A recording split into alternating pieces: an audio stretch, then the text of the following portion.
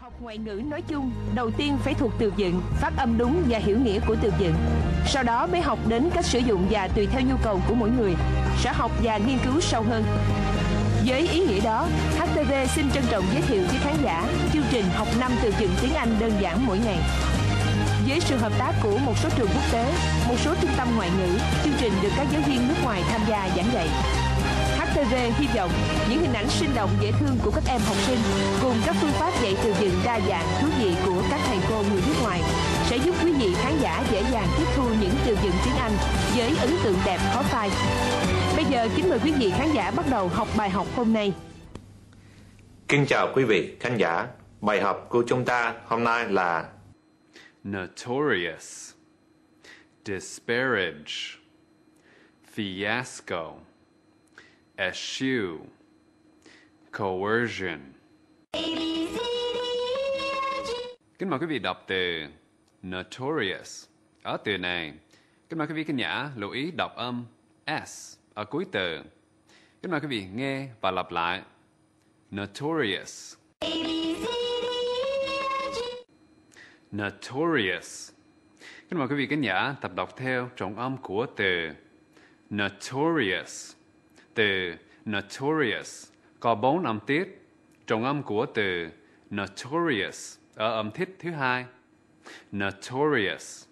Kính mời quý vị lắng nghe và lặp lại. Notorious.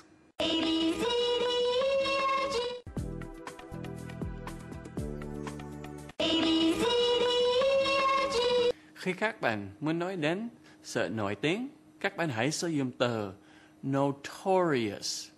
English soccer fans are notorious for their drunkenness. Người hâm mộ bóng đá Anh nổi tiếng với sự say sưa của họ.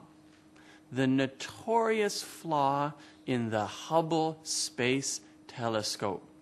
Vết nứt nổi tiếng trong kính viễn vọng không gian Hubble. Notorious là nổi tiếng. Kính mời quý vị đọc từ disparage. Ở từ này, kính mời quý vị khán giả lưu ý đọc âm GE ở cuối từ. Kính mời quý vị nghe và lặp lại. Disparage. Disparage. Kính mời quý vị khán giả tập đọc theo trọng âm của từ disparage. Từ disparage có 3 âm tiết.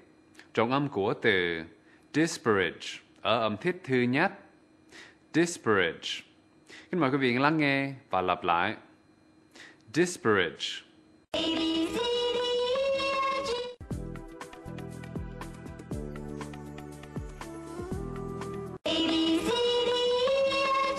Khi các bạn muốn nói đến sự miệt thị, xem thường, các bạn hãy sử dụng từ disparage. I do not wish to disparage these inquiries. Tôi không muốn xem thường các yêu cầu. Many who vigorously disparaged his accomplishment came to share his aspiration. Nhiều người mạnh mẽ miệt thị thành tựa của ông đến để chia sẻ khát vọng của mình. Disparage là miệt thị, xem thường. Kính mời quý vị đọc từ fiasco. Ở từ này, kính mời quý vị khán giả lưu ý đọc âm O ở cuối từ. Kính mời quý vị nghe và lặp lại. Fiasco. Fiasco. Kính mời quý vị khán giả tập đọc theo trọng âm của từ fiasco. Từ fiasco có 3 âm tiết. Trọng âm của từ fiasco ở âm tiết thứ hai. Fiasco. Kính mời quý vị lắng nghe và lặp lại. Fiasco.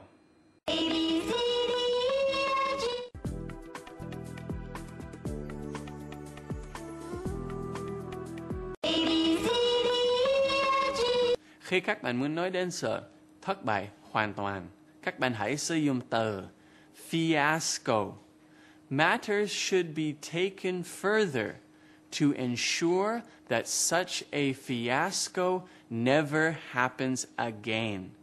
vấn đề cần được đưa thêm chi tiết để đảm bảo rằng một thất bại không bao giờ xảy ra lần nữa. After the fiasco over the brochures, I decided to take charge of the marketing. Sau khi sự thất bại trên các tài liệu quảng cáo, tôi quyết định phụ trách tiếp thị. Fiasco là sự thất bại hoàn toàn. Kính mời quý vị đọc từ eschew. Ở từ này, kính mời quý vị khán giả lưu ý đọc âm EW ở cuối từ. Kính mời quý vị nghe và lặp lại. Eschew. Eschew. Kính mời quý vị khán giả tập đọc theo trọng âm của từ eschew. Từ eschew có hai âm tiết. Trọng âm của từ eschew ở âm tiết thứ hai. Eschew. Kính mời quý vị lắng nghe và lặp lại. Eschew.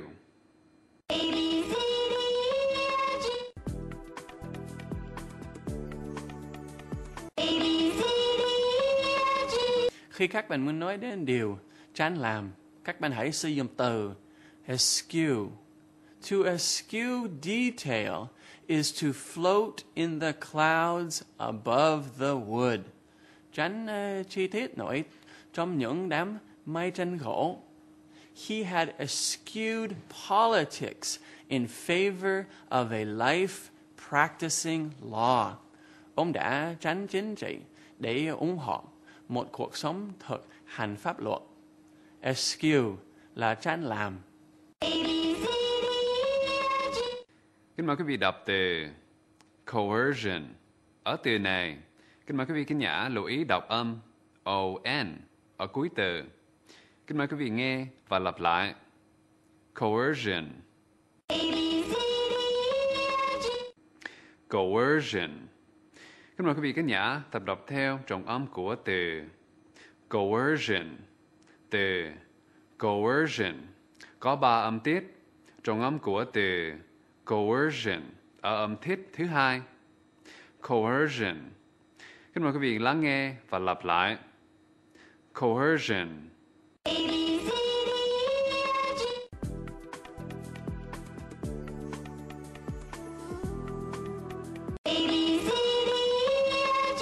Khi các bạn muốn nói đến sự ép buộc, áp bức, cưỡng chế, các bạn hãy sử dụng từ coercion.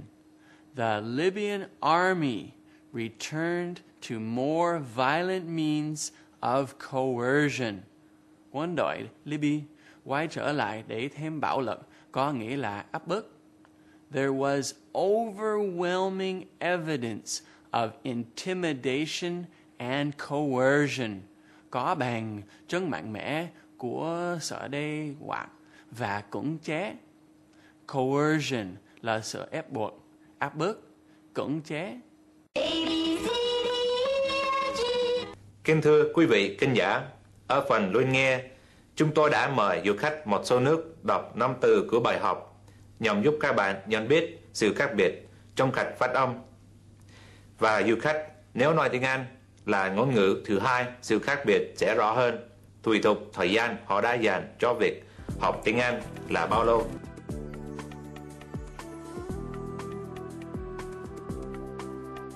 Notorious, disparage, fiasco, eschew, coercion.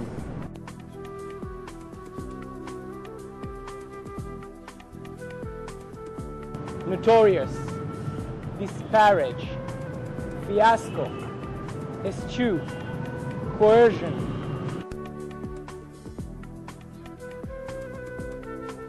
Notorious, disparage, fiasco, eschew, coercion.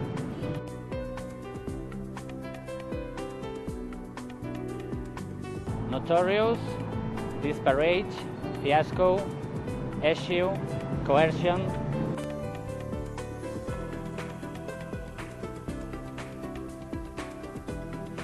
Notorious, disparage, fiasco, eschew, coercion. Kính thưa quý vị khán giả, ở phần sử dụng tờ, kính mời quý vị nhìn xem các tờ mới họp được đặt trong câu, và kính mời quý vị lắng nghe nhiều du khách đọc một câu để giúp quý vị có thể nhận ra ngữ điệu của tờ mới khi đặt trong câu.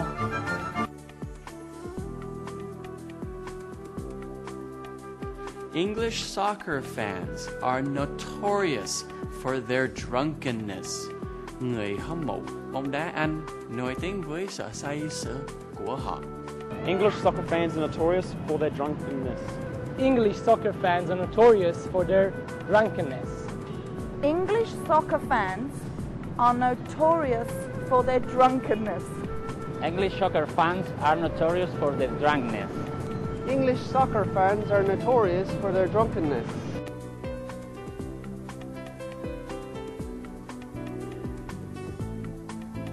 The notorious flaw in the Hubble Space Telescope. Vết nứt nổi tiếng trong kính viễn vọng không gian Hubble. The notorious flaw in the Hubble Space Telescope. The notorious flaw in the Hubble Space Telescope. The notorious flaw in the Hubble Space Telescope. The notorious flaw in the Hubble Space Telescope. The notorious flaw in the Hubble Space Telescope.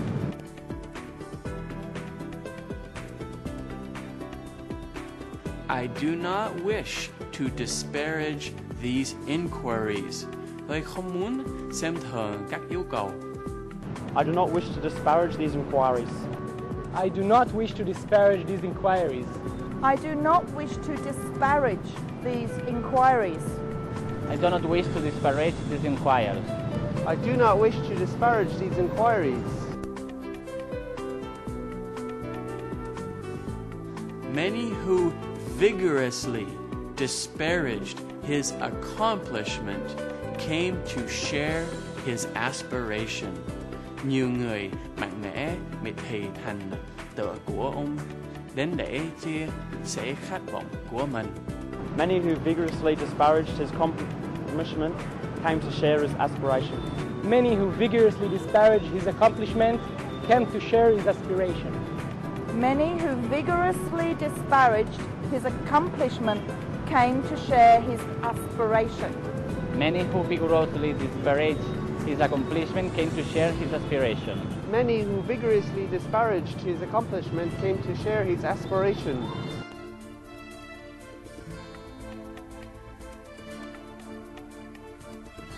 Matters should be taken further to ensure that such a fiasco never happens again. Vấn đề cần được đưa thêm chi tiết để đảm bảo rằng một thất bại không bao giờ xảy ra lần nữa. Matters should be taken further to ensure that such a fiasco never happens again. Matters should be taken further to ensure that such a fiasco never happens again. Matters should be taken further to ensure that such a fiasco never happens again. Matters should be taken further to ensure that such a fiasco never happens again. Matters should be taken further to ensure that such a fiasco never happens again.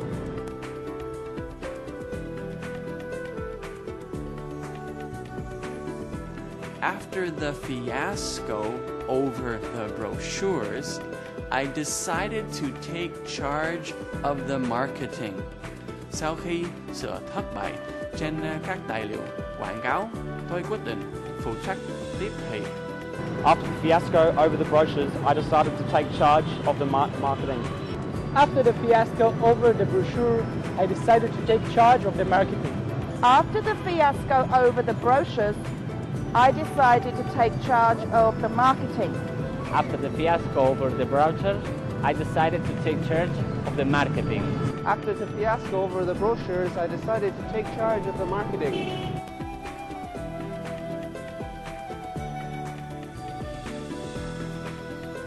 To eschew detail is to float in the clouds above the wood.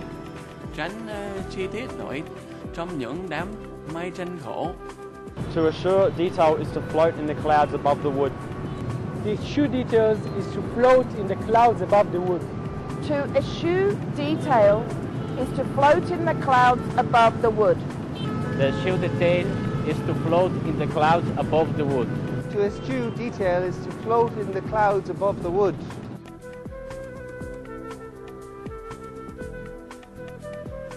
He had eschewed politics in favor of a life practicing law. Ông đã tránh chính trị để ủng hộ một cuộc sống thực hành pháp luật. He had eschewed politics in favor of a life practicing law. He had eschewed politics in favor of a life practicing law. Had he eschewed politics in favor of a life practicing law? He had eschewed politics in favor of a life practicing law. He had eschewed politics in favor of a life practicing law. The Libyan army returned to more violent means of coercion. Quân đội Libya quay trở lại để thêm bạo lực, có nghĩa là áp bức. The Libya army returned to more violent means of coercion. The Libya army returned to more violent means of coercion. The Libya army returned to more violent means of coercion. The Libya army returned to more violent means of coercion. The Libya army returned to more violent means of coercion.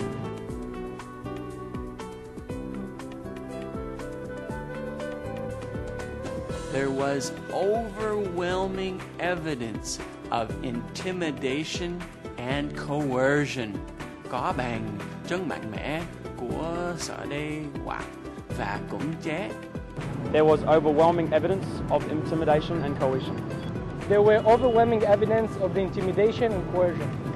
There was overwhelming evidence of intimidation and coercion. There was overwhelming evidence of intimidation and coercion. There was overwhelming evidence of intimidation and coercion. Học tiếng Anh nếu các bạn nói phát âm đúng. Khi giao tiếp bằng tiếng Anh có thể sẽ giúp các bạn nghe dễ dàng hơn.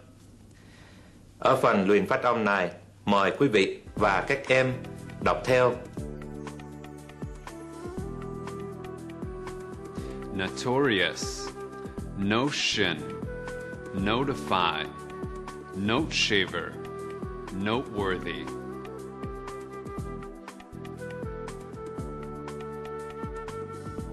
Disparage, dispassion, disparity, disband, discant.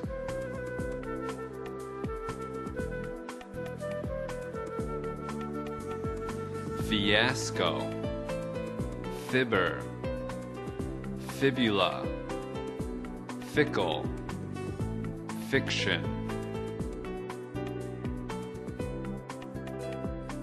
Eschew, escheat, espial, espouse, essential.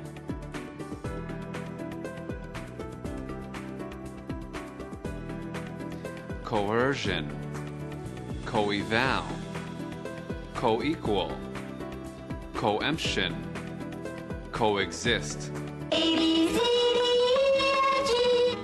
Kính thưa quý vị khán giả, hôm nay chúng ta đã học 5 từ Notorious, disparage, fiasco, eschew, coercion.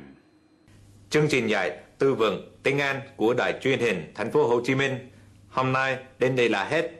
Xin hẹn gặp lại quý vị khán giả vào chương trình kỳ tới.